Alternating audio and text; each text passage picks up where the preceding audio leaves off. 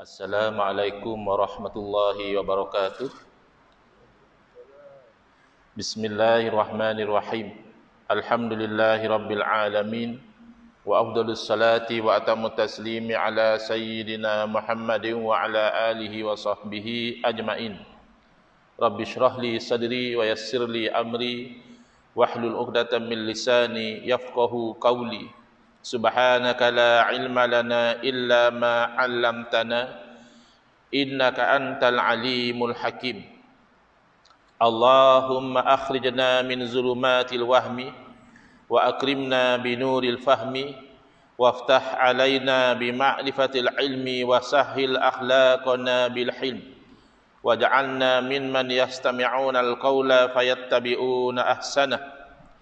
Allahumma ati nufusana taqwaha wa zakkiha anta khairu man zakkaha anta waliyuha wa maulaha.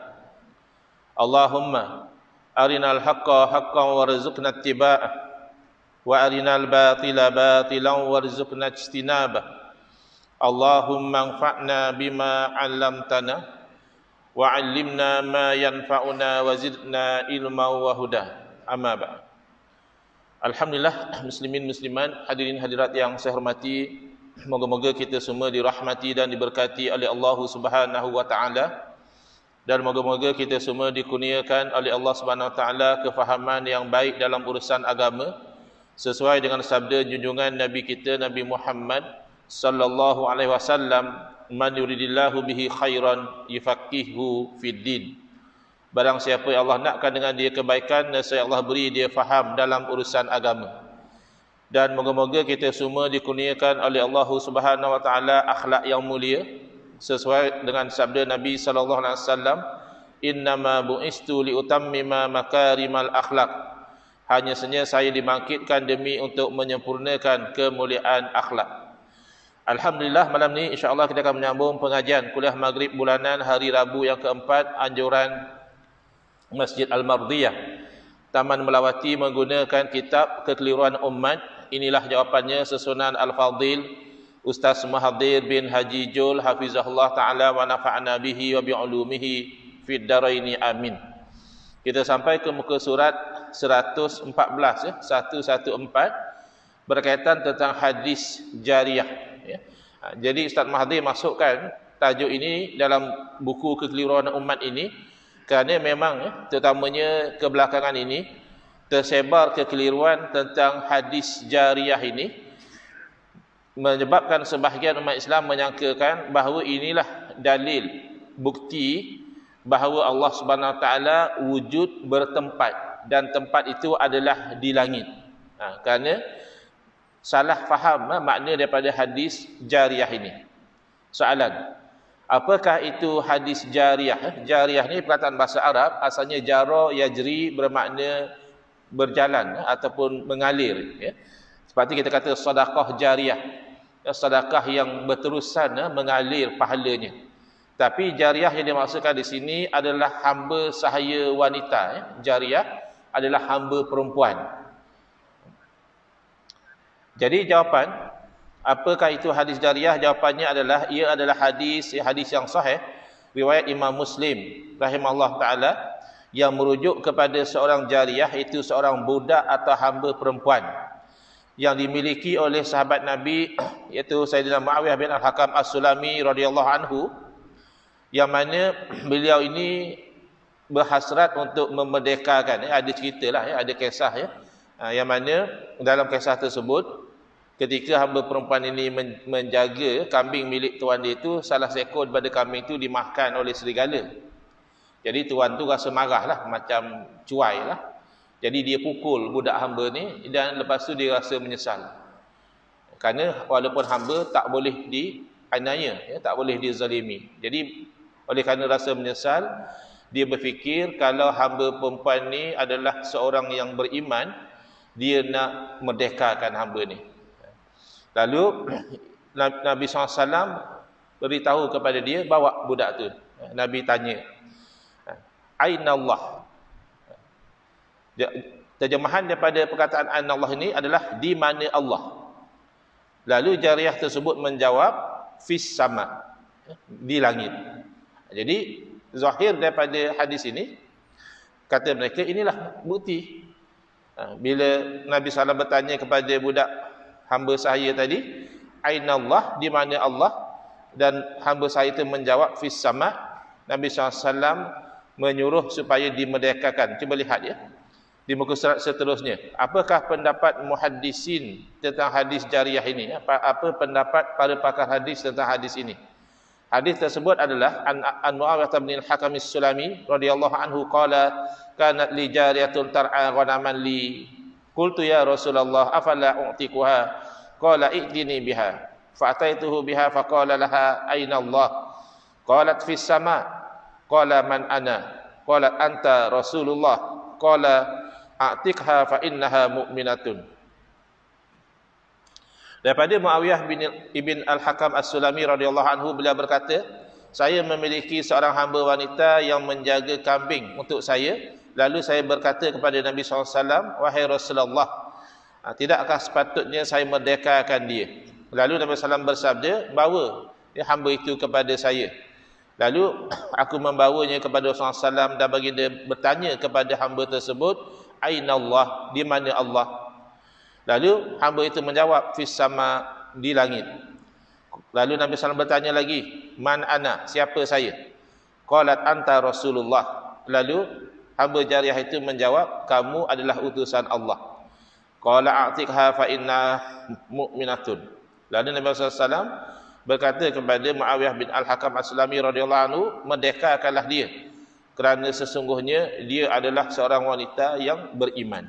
Jadi tengok kata mereka, bila hamba itu menjawab fis sama, Nabi SAW mengatakan dia orang beriman. Ini bukti bahawa Allah Ta'ala bertempat di langit. Jadi ini kesalahan daripada asas lagi, kerana tidak memahami bahawa perkara akidah mesti disokong oleh dalil yang qat'i, dalil yang yakin. Tidak boleh menggunakan dalil yang zanni. Ini hadis sahih Ustaz. Dan ini pula hadis sahih, hadis zon.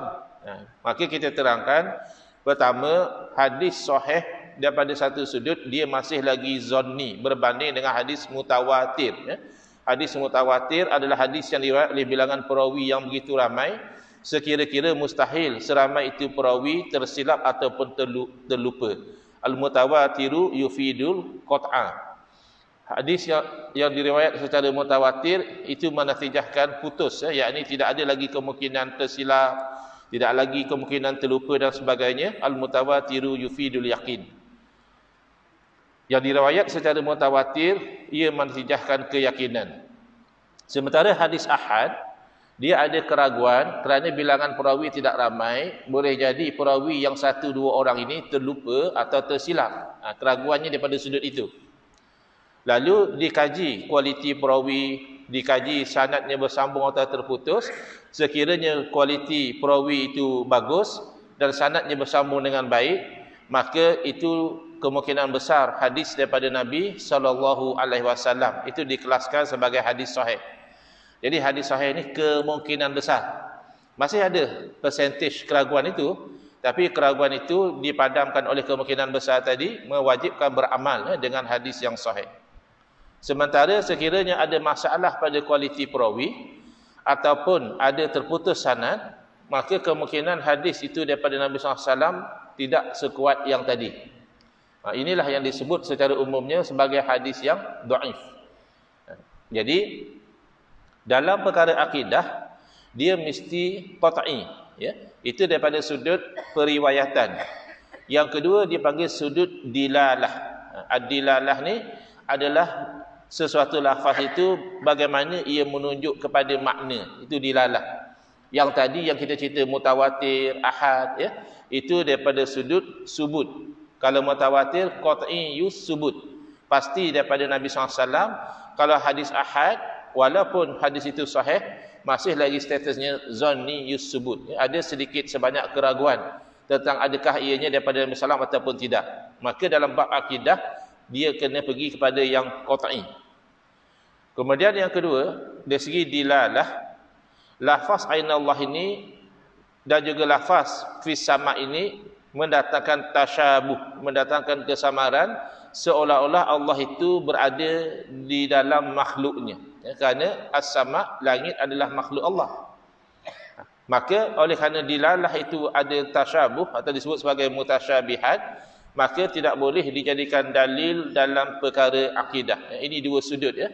Kenapa ulama-ulama ahli sunnati wal jamaah tidak menjadikan hadis jariyah ini sebagai dalil bahawa Allah Ta'ala berada di langit, kerana mendahulukan makna daripada ayat muhkamat, laisa kamitslihi syai'un, tidak ada sesuatu pun yang sama seperti Allah Ta'ala, dan juga Allah ghaniyun 'anil alamin. Allah ghani di situ maksudnya tidak berhajat kepada alam, tidak perlu kepada langit untuk bertempat, tidak perlu kepada syurga dan sebagainya. Baik, keterangan. Sebahagian muhaddisin pakar hadis mengatakan hadis ini walaupun sahih tapi isi kandungannya muttarib. Kenapa? Iaitu hadis yang diriwayatkan dengan lafaz matan yang berbeza dan saling bertentangan, sehingga menjadikan isinya itu menjadi dhaif ya. Dari segi periwayatan hadis ini hadis sahih ya, hadis sahih Muslim, tapi isinya, lafaznya itu bercanggah dengan hadis-hadis sahih yang lain. Yang mana di dalam hadis-hadis sahih yang lain tidak ada disebutkan tentang ainallah tadi. Tapi disebutkan yang telah disepakati oleh semua umat Islam, iaitu adakah kamu menyaksikan bahawa tiada Tuhan melainkan Allah, bahawa aku ini adalah utusan Allah. Kan semua orang tahu, orang kafir ya, yang sudah lama kafir pun dia masuk Islam dengan lafaz ini. Wa asyhadu an la ilaha illallah wa asyhadu anna Muhammadar Rasulullah. Bukan orang tu kafir, dia masuk Islam dengan dikata Allah fis sama. Ya, tak ada ya. Para ulama kita mengatakan satu orang kafir nak masuk Islam, dia kena bagi tahu kat orang Allah fis sama. Allah fis sama, kamu dah masuk Islam dah. Tak ada. Itu maknanya isinya tu walaupun dari segi susul gala perawinya itu dinilai sahih, tapi isinya tu ada ittirab ya, ada kegoncangan ya, bercanggah dengan matan daripada hadis-hadis sahih yang lain. Sebahagian yang lain walaupun menilai hadis ini tidak ada masalah, masih lagi sahih ya, tidak datang kelemahan daripada ittirab, namun dari segi maknanya tidak bermaksud bertempat di langit. Kerana fis sama ini dari segi bahasa boleh menunjukkan kepada kedudukan yang mulia ya. Bukan menunjukkan kepada tempat.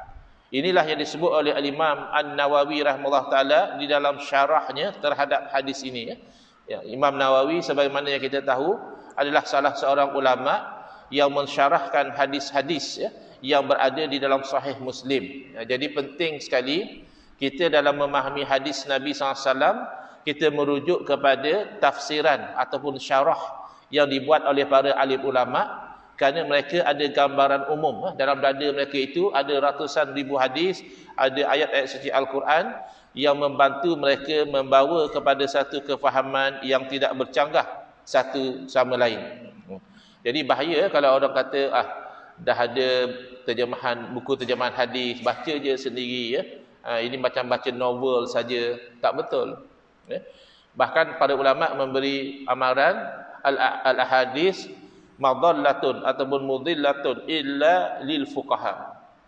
Hadis-hadis Nabi SAW ini menjadi tempat seorang tu boleh jadi sesat, kecuali kalau dia itu seorang yang faqih, yang tahu bagaimana nak keluarkan kefahaman daripada hadis ya. Bukan salah hadis, tapi salah orang itu berinteraksi dengan hadis tanpa dia merujuk kepada orang yang berilmu. Jangankan kata hadis Nabi SAW, Al-Quran juga sama.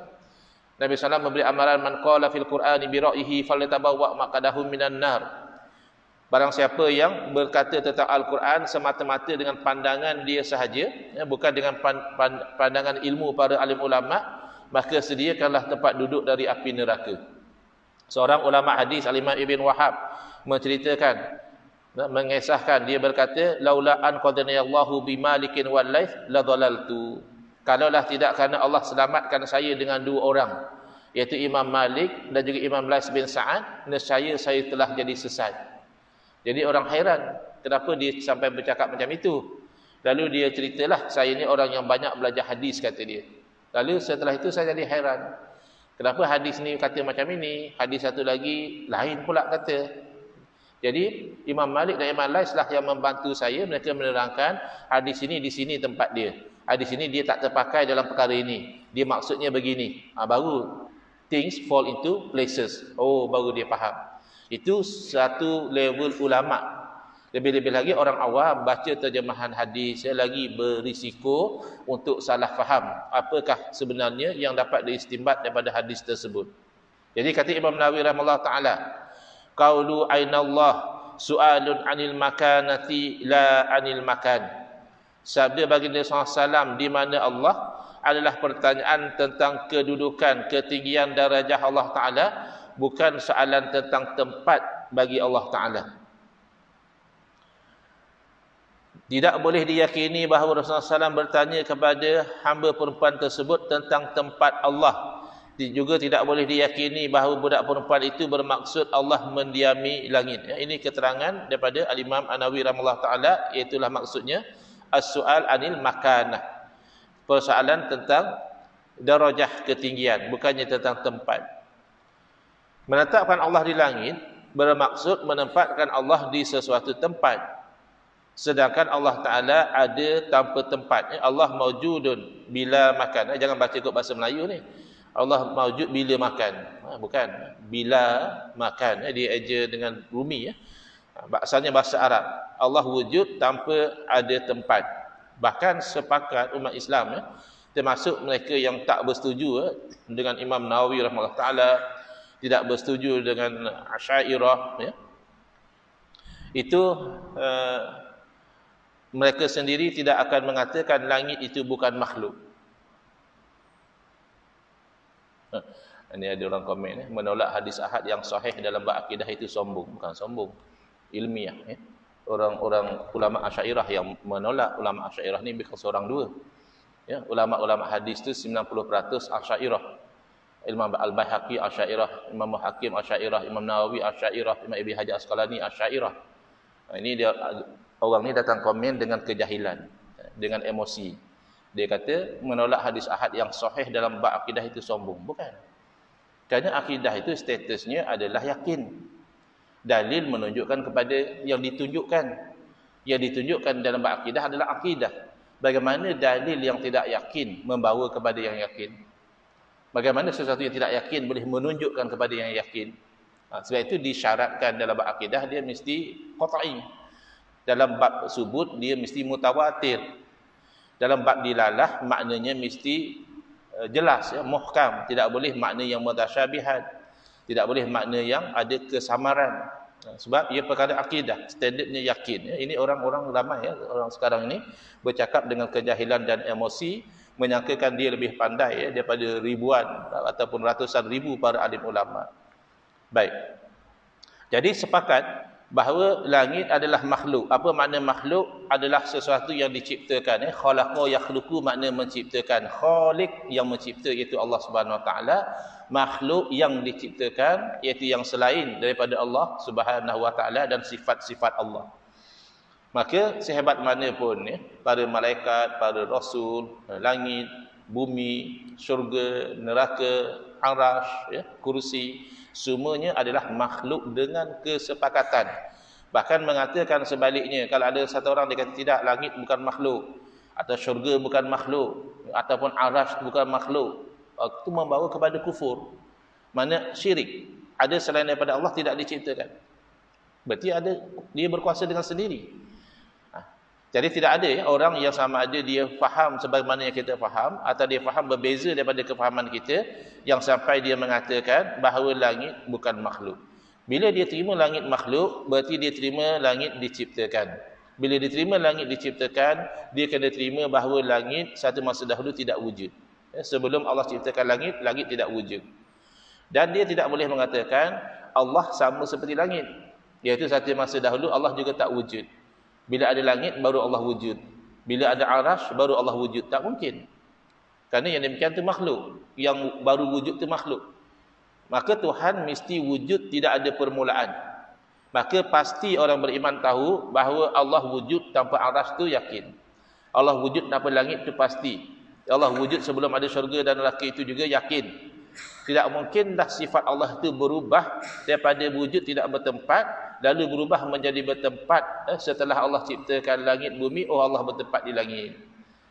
Nanti di hari akhirat Allah bertempat di syurga. Tidak demikian akidah ahli sunnati wal jamaah. Kalau dikatakan kan Allah maha berkuasa, apa masalah? Ada orang yang menggunakan ayat macam itu. Apa masalah kata dia? Allah maha berkuasa. Kalau Allah Ta'ala berkehendak, jangankan kata arash, atas sayap nyamuk pun Allah boleh duduk. Ini kalam orang yang jahil tentang apa yang dikatakan kudrah Allah. Iaitu yang Ustaz Muhib difatwakan sesat oleh Jabatan Mufti Negeri Terengganu. Bab inilah. Dia kata oleh kerana Allah Ta'ala maha berkuasa, kalau Allah berkehendak, Allah boleh menciptakan anak untuk dirinya. Dia tidak faham bahawa kudrah Allah ini hanya bersangkutan dengan perkara yang mungkin. Maknanya sesuatu yang boleh wujud, boleh tak wujud, itu ada cerita kudrah Allah. Adapun perkara yang wajib, iaitu zat Allah Ta'ala dan segala sifatnya, demikian juga perkara yang mustahil, iaitu sekutu bagi Allah. Tuhan selain daripada Allah, anak Allah, itu adalah tidak termasuk dalam kudrah. Jadi adanya Allah pada makhluk itu mustahil. Bahkan mereka-mereka yang nak kata Allah Ta'ala bertempat di langit, kita tanya pada mereka, kamu terima atau tidak akidah al-hulul wal ittihad? Akidah al-hulul ni, mana Allah ada pada makhluk dia. Biasa orang ajaran sesat sukalah macam ni. Dia nak supaya orang respect, ikut dia. Dia kata, Allah yang masuk dalam diri dia.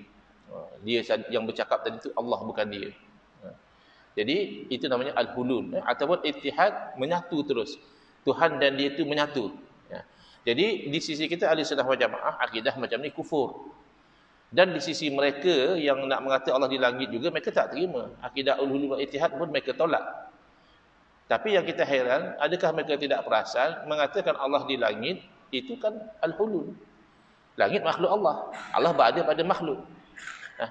Mengatakan Allah di arash, arash itu makhluk Allah. Oh, Allah ada pada arash. Itu kan akidah al-hulul. Kamu menolak al-hulul, tetapi kamu mengatakan Allah bertempat di langit. Tapi kalau dikata Allah fis sama, bukan maksud Allah bertempat di langit, okey. Fine lah. Itu maknanya takwil ijmali. Mengalihkan daripada makna yang tidak layak, fis sama, zahirnya makna di langit, kepada makna lain. Ada orang dikatakan macam tu. Saya pegang Allah fis sama, tapi bukan berarti Allah bertempat di langit. Tapi hati-hati, sebab kadang-kadang kamu sendiri bercakap benda yang sebenarnya kamu bayangkan lain. Ada orang dia kata, saya katakan Allah punya tangan, bukan bererti anggota. Okey, betul lah. Ada sebut yadun. Yadullah, kalau terjemah makna tangan. Itu pun sebahagian ulama tidak bagi terjemah. Kerana tak sama terjemahan dengan makna asal dalam bahasa Arab. Tapi katalah kamu kata begitu. Bagi Allah tu yadun, tapi bukan makna anggota badan. Tapi tanpa kamu sedari, kadang-kadang kamu bercakap menunjukkan sebaliknya. Ada orang dia kata begitu, kemudian dia kata, kalau Allah tidak bertangan, berarti Allah kudung. Macam mana pula? Tadi kamu kata, yang kamu katakan yadun itu bukan anggota badan.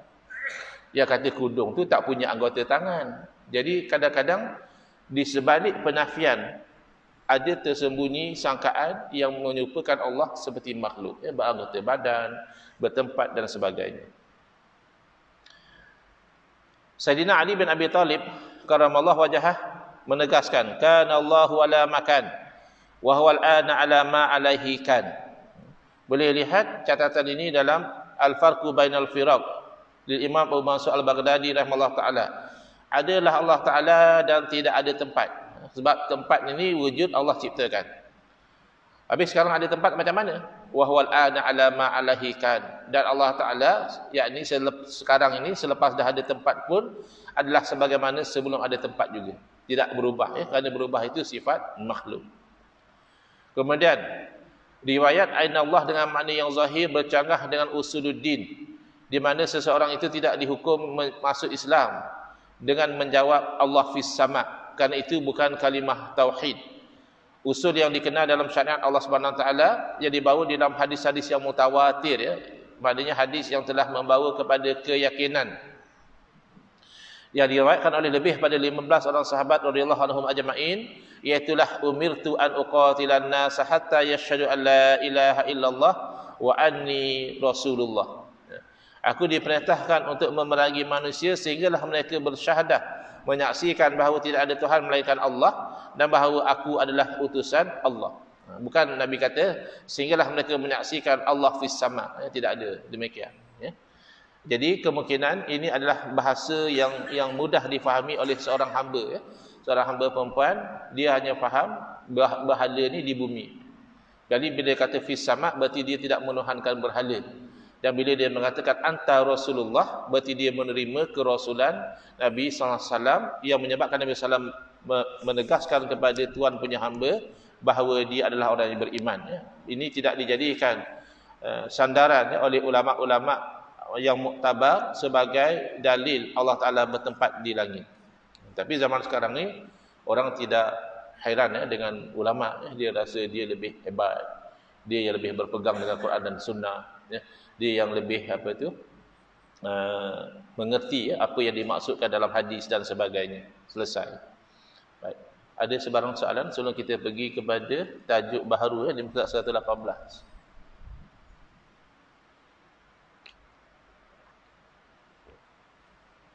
Baik, kalau tidak ada, kita pergi ke muka 118, tajuk baru tentang tawassul. Tawassul daripada perkataan bahasa Arab, ya. Tawassala yatawassalu. Hari-hari ada orang tanya ni. Orang tanya dalam live, ya. Bagi dia membenarkan kata-kata jariah tersebut, takkan Nabi menipu. Memang takkan Nabi menipu, tapi otak kamu tu yang menipu. Otak kamu menyangkakan setiap kalam itu dipahami dengan makna zahir. Ya, takkan Nabi SAW menipu ketika Nabi SAW memberitahu bahawa Allah Ta'ala berfirman, maritu falam ta'udni, aku jatuh sakit, kamu tidak ziarah kepada aku. Nabi yang beritahu. Habis kita beriktikad Allah sakit tu macam mana? Itu hadis sahih, hadis kursi. Jadi berdasarkan hadis tadi, takkan Nabi menipu. Nabi yang kata Allah sakit. Macam tu ke cara kita? Tidak. Kerana Nabi SAW juga yang menceritakan tentang kesempurnaan Allah Subhanahu Wa Taala. Bahkan dalam hadis itu Allah yang takwil. Jadi golongan yang tidak mahu takwil ini tertipu dengan hawa nafsu dia. Wa ammal ladina fi qulubihim zayghun fayattabi'una ma tashabaha minhu. Orang yang dalam hati-hati mereka ada zaigh, ada cenderung kepada sesat, mereka akan ikut yang sama-sama tu. Nah, kenapa ibtira'ul fitnah, cari gaduh, cari polemik, padahal yang sepakat dah ada. Allah tak sama seperti makhluk, Allah tidak berhajat kepada tempat, ya Allah wujud sebelum ada segala-galanya, itu kan sepakat. Tapi nak cari pergaduhan, wa ibtira'at ta'wilih, nak letak juga makna yang zahir tadi. Wa ma ya'lamu ta'wilahu illallah. Padahal tidak ada yang tahu makna sebenar ayat mutasyabihat kecuali Allah. Terserah kepada Allah. Itu namanya tafwid. Ataupun kalau tidak berhenti di situ, wa ma ya'lamu ta'wilahu illallahu warasikhuna fil ilmi. Tidak ada yang tahu makna ayat mutasyabihat kecuali Allah dan orang yang mendalam ilmunya. Berarti kita serah kepada tafsiran para alim ulama. Ini dua jalan ahli sunnah wal jamaah. Tafwid, serah bulat-bulat kepada Allah Ta'ala dengan keyakinan pastilah layak dengan Allah, ataupun takwil. Dan takwil ini dalam hadis tadi, apabila Allah berfirman, maritu, aku sakit, lalu hamba itu bertanya, bagaimana aku menzarahi kamu padahal kamu itu Tuhan sekian alam. Allah sendiri takwil. Sepatut zahir makna maritu, takkan Nabi tipu. Maritu, aku sakit, Allah yang sakit.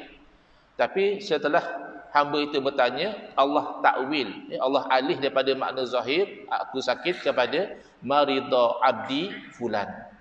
Yang dimaksudkan adalah hamba aku si fulan sakit.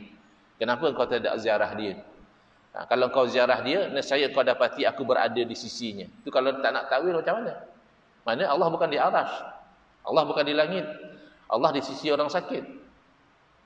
Jadi tak boleh. Akhirnya ayat Quran sesama ayat Quran, hadis sesama hadis akan jadi bercanggah.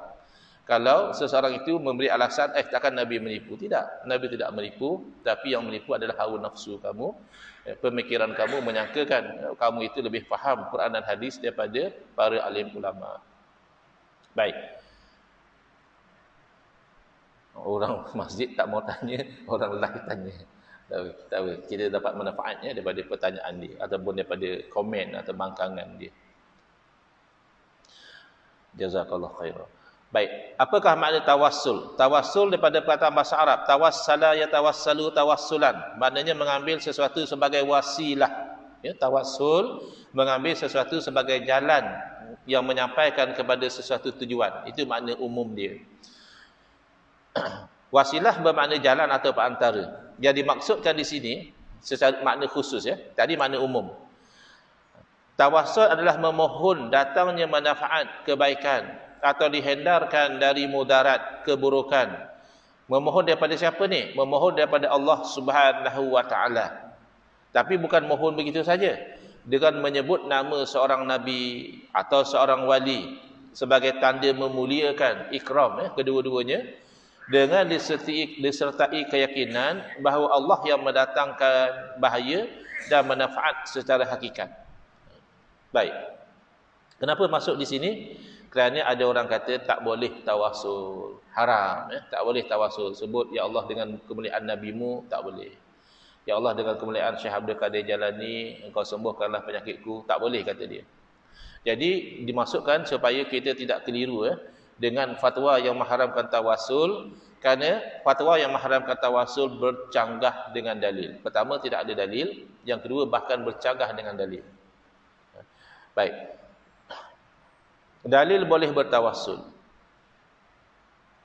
daripada Al-Quran. Ini dalil umum ya. Ya ayyuhalladzina amanu taqullaha wabtaghu ilaihil wasilah. Wahai orang yang beriman, hendaklah kamu bertakwa kepada Allah dan hendaklah kamu cari kepadanya, yakni kepada ridha Allah tu wasilah. Jalan ya.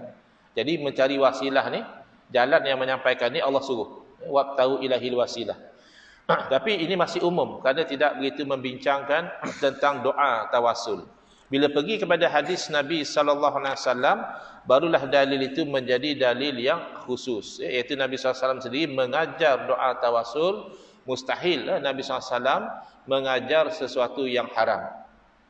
Lalu yang tak setuju kata dia, ya itu boleh sebab Nabi SAW masih hidup. Doa tawassul yang Nabi ajar tu sebab bagi dia masih hidup. Setelah bagi dia wafat dah tak boleh lagi tawassul dengan orang mati. Itu juga tidak ada dalil. Ya, nanti insya-Allah dalam kuliah yang akan datang kita akan terangkan dalil bolehnya bertawassul tanpa membezakan sama ada orang yang kita bertawassul dengannya itu masih hidup ataupun telah meninggal dunia. Wallahu a'lam. Bismillahirrahmanirrahim. Alhamdulillahirabbil alamin. Wassalatu wassalamu ala asyrafil anbiya'i wal mursalin wa ala alihi washabbihi ajma'in. Allahumma shrah sudurana wa ahsin akhlaqana wa azim ujurana. Wa nawwir qulubana bi nuri hidayatika kama tarda bi nuri syamsika abadan abada bi rahmatika ya arhamar rahimin walhamdulillahi rabbil alamin amin ya rabbal alamin.